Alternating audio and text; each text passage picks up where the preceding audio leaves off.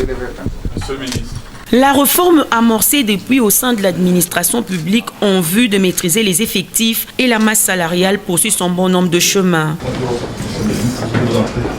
Conformément aux orientations du chef de l'État Félix-Antoine Tshisekedi Tshilombo, sous la coordination du Premier ministre Samalou Kondé, le vice-premier ministre en charge de la fonction publique Jean-Pierre Liaou et le ministre de l'Industrie Julien Paluku ont procédé ce lundi 5 juin 2023 à la signature du cadre et des structures organiques du Bureau national d'études et de planification industrielle.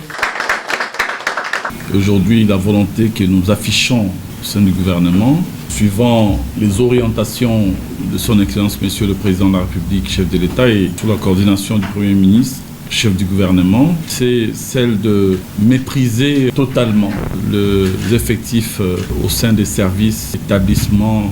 toutes les administrations œuvrant sous l'autorité du gouvernement de la République, mais aussi de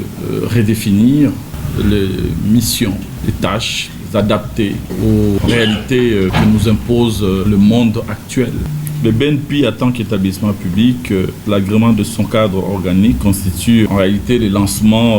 d'un signal fort dans les efforts que nous déployons dans ce sens-là. Pour sa part, le ministre de l'Industrie a salué le travail réalisé par les experts du ministère de la fonction publique et ceux de l'Industrie. Je me sens très réconforté par le travail qui est abattu ici à la vice-primature en charge de la fonction publique,